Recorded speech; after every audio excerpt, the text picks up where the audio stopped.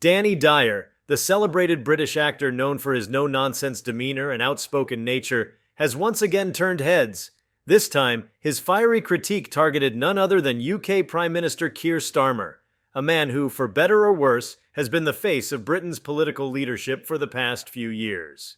The event, which quickly became a talking point across social media and in political circles, was a spectacle of celebrity meets politics that underscored the growing frustrations many feel toward the nation's leadership. Dyer's sharp and unfiltered commentary, though delivered with his signature charm, carried a weight that reflected deeper societal sentiments about the direction in which the UK is heading. Before we start, smash the like and subscribe buttons for more updates. Dyer, renowned for his candor, has never shied away from speaking his mind, and this confrontation with Starmer's tenure was no exception. His critique didn't come across as a mere rant. Rather, it was a calculated takedown of what he perceived as the failures and inadequacies of the Prime Minister's policies, leadership style, and overall impact on the nation. Through his remarks, Dyer channeled the concerns of many ordinary Britons who feel disconnected from the political elite and disillusioned with promises that have yet to materialize. At the core of Dyer's criticism was a palpable frustration with what he described as a lack of authenticity and direction from Starmer's administration. Starmer, who rose to prominence as a polished and pragmatic leader, was initially seen as a beacon of hope for the Labour Party after years of turmoil. However, Dyer's remarks highlighted a growing discontent with Starmer's perceived inability to bridge the gap between lofty rhetoric and meaningful action. This disconnect, Dyer argued, has left many voters feeling alienated and unheard, particularly in working-class communities, a demographic that has historically formed the backbone of Labour's support.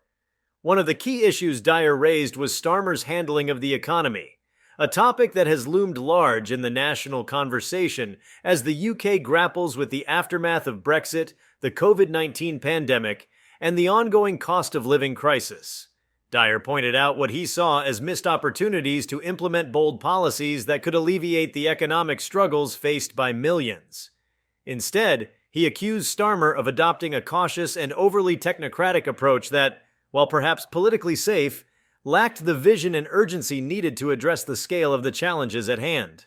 Dyer also delved into Starmer's record on social issues, criticizing what he saw as a failure to champion progressive causes with conviction. While Starmer has made efforts to position himself as a centrist leader capable of appealing to a broad spectrum of voters, this strategy has often drawn criticism from both sides of the political aisle. For Dyer, this middle-of-the-road approach symbolized a lack of courage to stand firm on principles and take bold stances that could galvanize public support.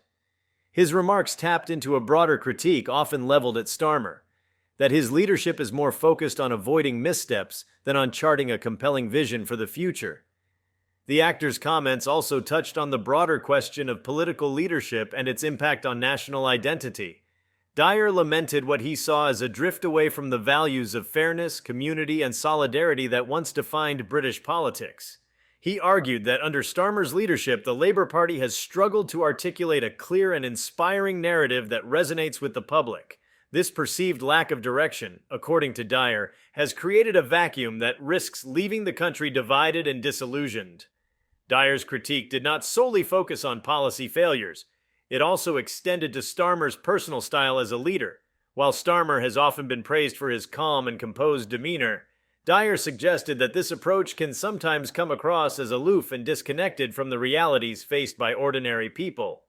In a political climate that increasingly values relatability and authenticity, Dyer's remarks struck a chord with those who feel that Starmer's measured persona lacks the passion and charisma needed to inspire and unite the nation. The timing of Dyer's comments added to their significance.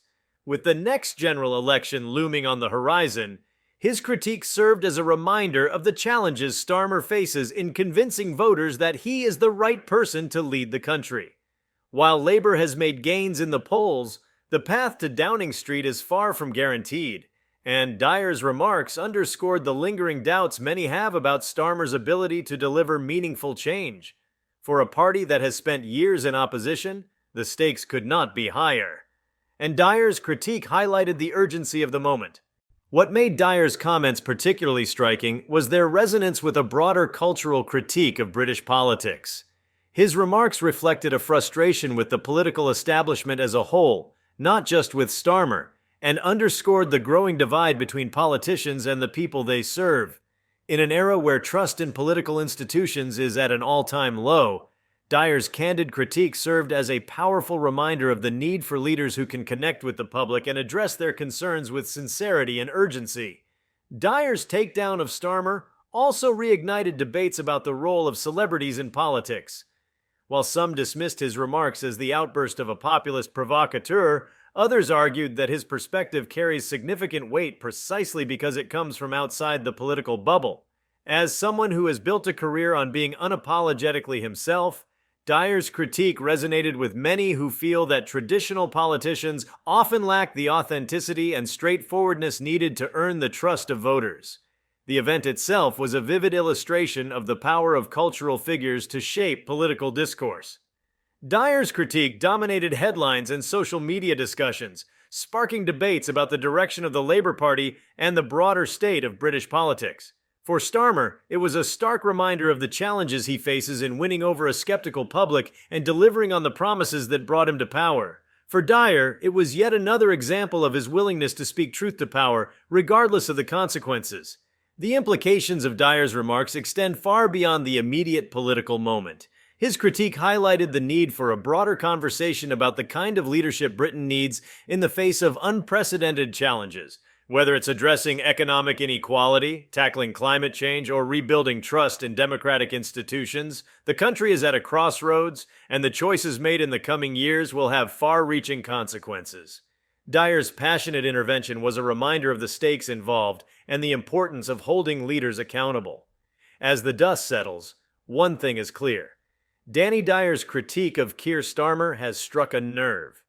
It has brought to the forefront a host of issues that have been simmering beneath the surface, from the public's dissatisfaction with political leadership to the challenges of navigating a complex and divided political landscape. While the full impact of his remarks remains to be seen, they have already sparked a much-needed conversation about the future of British politics and the kind of leadership the country deserves. Danny Dyer's blistering critique of Prime Minister Keir Starmer extended beyond the initial shock of his words, unearthing deeper societal and political undercurrents that speak volumes about the state of the UK. His remarks struck a chord with many, not only because of his celebrity status, but because they articulated frustrations that have been simmering for years. The resonance of his comments lies in the unique intersection of public discontent with the political elite and the cultural significance of figures like Dyer stepping into the political arena. While the event itself was marked by its sheer audacity, the implications reach into broader debates about leadership, accountability, and the role of public figures in shaping national discourse. One of the key aspects of Dyer's criticism that has sparked ongoing discussion is his ability to articulate the alienation felt by working-class communities across Britain. These are the same communities that once formed the backbone of Labour's electoral support, but have increasingly felt left behind in the shifting sands of modern politics. Dyer's pointed remarks about Starmer's inability to connect with these voters reflect a broader critique that has plagued the Labour Party in recent years. While Starmer has worked to distance himself from the divisive legacy of his predecessors, Dyer's critique suggested that the Labour leader has yet to fully grasp the needs and aspirations of these communities. The economic challenges facing the UK were another cornerstone of Dyer's broadside. By calling attention to the struggles of everyday Britons, Dyer drew attention to the perceived inadequacies of Starmer's economic strategy. This aspect of his critique has opened the floodgates for discussions about whether Labour, under Starmer's leadership, has presented a vision robust enough to counteract the Conservative Party's policies. For many, Dyer's intervention highlighted a sense of inertia within the Labour leadership, an unwillingness to push boundaries or propose radical solutions to the systemic issues of inequality and stagnation. Dyer's words also brought cultural and generational divides into sharp focus.